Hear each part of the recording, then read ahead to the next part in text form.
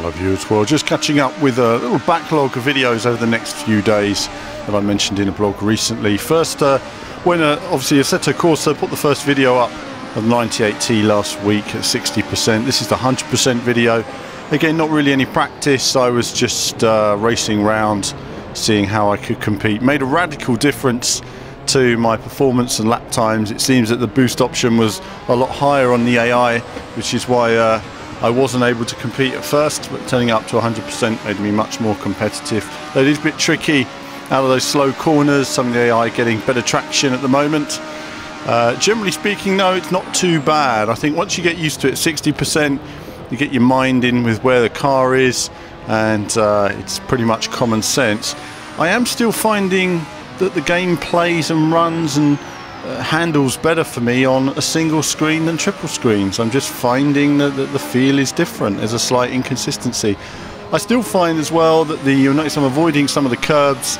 I just find that there's not as much grip on the curbs as there should be at times, and that's something which a little mini complaint I've had about Assetto Corsa for some time. Some curbs are okay, some are not.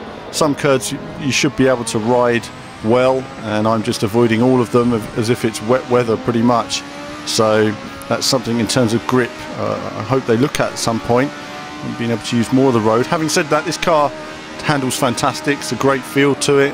Certainly it's very intuitive, it's very tricky to drive, it's got all that power to it, and visually as well. You know, Assetto Corsa is coming on leaps and bounds with all these new effects that you can see here. It looks absolutely fantastic.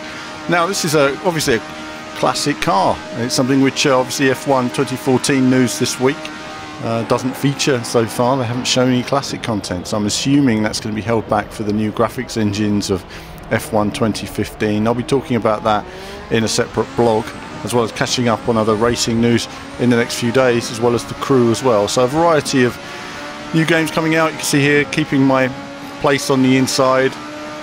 I'm always very aware of where the other cars are on the circuit.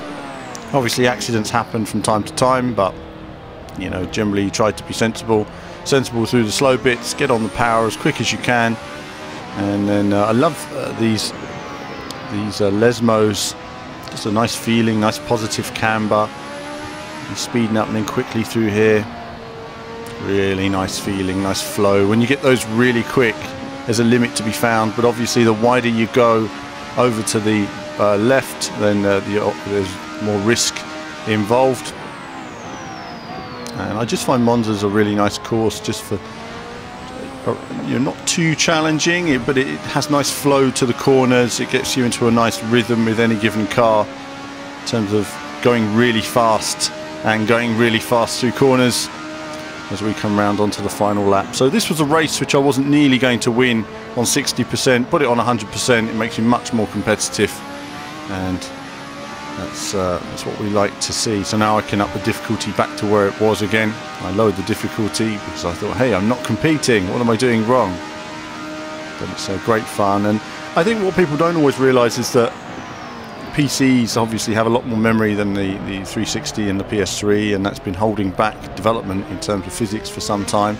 And I think it's quite possible now that a lot more racing games will have a lot more depth in terms of the physics available, especially for the home consoles as well. And that's only a good thing, because it pushes forward PC game development at the same time.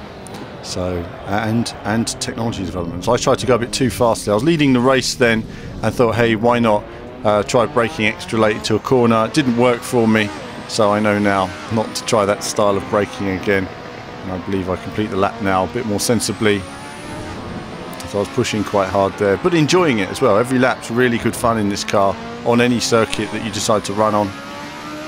I find that this and the McLaren and the Bath, Formula Bath, I find good fun as well, but also the McLaren GT 12C car, just a great feel to it, which I haven't tried on a single screen. I've only tried it on the triple screen, but it handles well enough on the triple screen, that car. But certainly consistency. Visuals are not good for me on triple screens at the moment, and it certainly needs a fair amount of work there in terms of improvement. But that's it for this quick look at Assetto Corsa. Lots more content to come in the coming days as we work our way towards Gamescom, and as ever, there'll be more from me very soon.